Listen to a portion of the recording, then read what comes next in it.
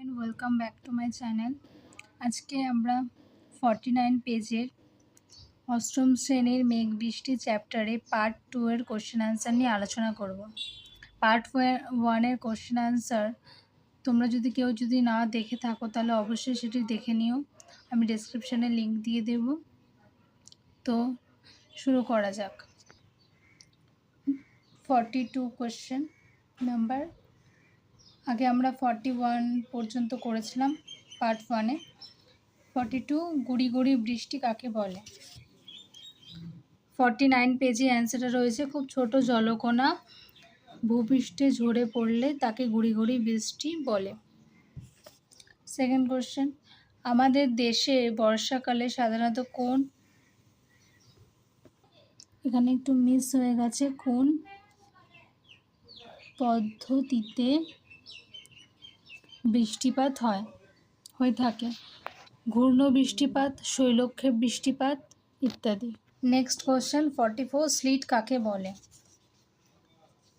জলকণা ও তুষারকণার আংশিক মিশ্রিত রূপ হলো স্লিট। 45 নম্বর কোশ্চেন, শিলাবৃষ্টি কাকে বলে?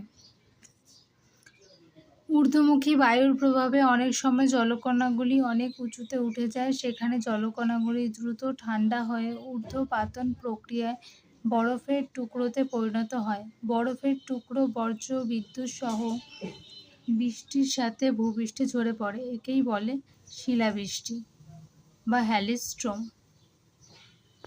নেক্সট 46, তুষারপাত কাকে বলে?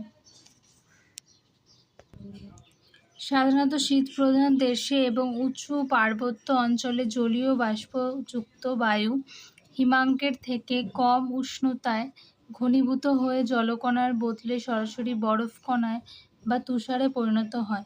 এই তুষার মাধ্যাকর্ষণ টানে ভূপৃষ্ঠে ঝরে পড়লে তাকে তুষারপাত বলে বা স্নোফল বলে। ওকে, কুয়াশা কাকে বলে? এখানে জেনে রাখো, 49 পেজের তোমরা পেয়ে যাবে কুয়াশা কাকে বলে। ভূপৃষ্ঠের কাছাকাছি জলীয় বাষ্প ধূলিকণাকে আশ্রয় করে ঘনীভূত হলে ছোট ছোট জলকণার সৃষ্টি হয়। এই জলকণাগুলি ভূপৃষ্ঠের কিছুটা উপরে বায়ুস্তরে অনেকটা ধোঁয়ার মতন, একে কুয়াশা বলে। এভাবে করে গুছিয়ে লিখবে, ঠিক আছে।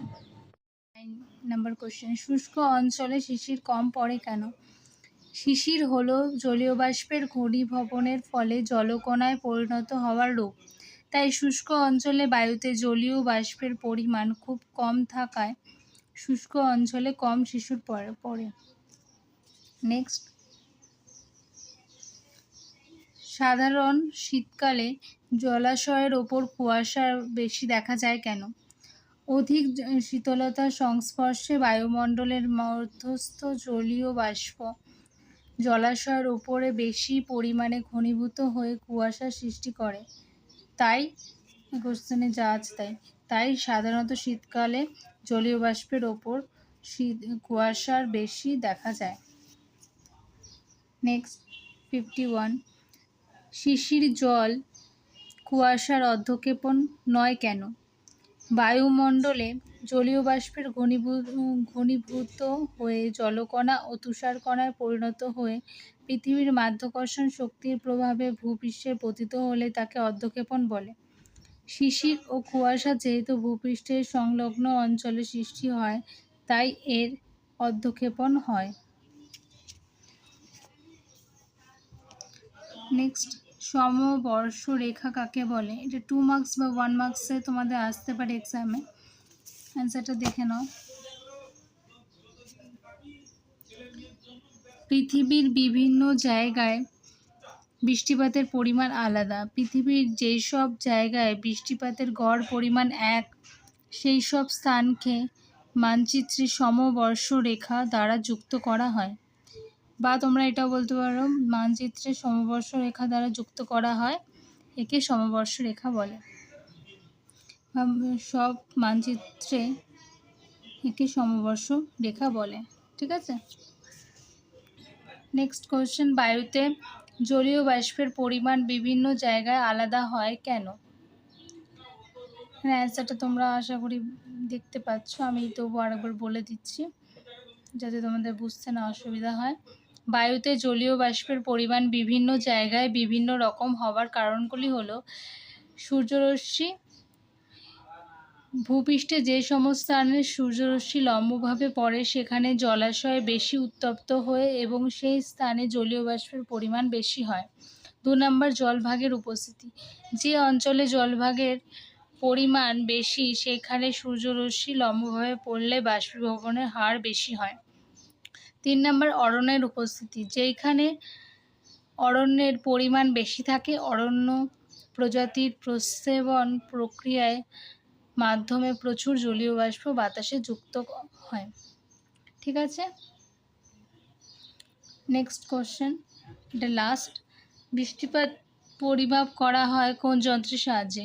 বৃষ্টিপাত পরিমাপ করা হয় রেন গজ যন্ত্রের সাহায্যে। আমি তোমাদেরকে আরেকবার দেখিয়ে দিচ্ছি ভালো করে।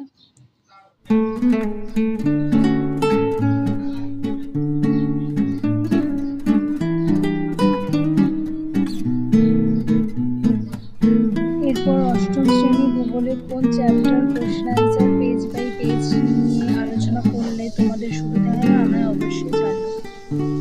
ভিডিওটি ভালো লাগলে অবশ্যই লাইক, কমেন্ট আর সাবস্ক্রাইব করে দিয়ে বন্ধুদের মধ্যে বেশি করে শেয়ার করে দেবে যাতে এটা সকলের কাছে পৌঁছে যায়।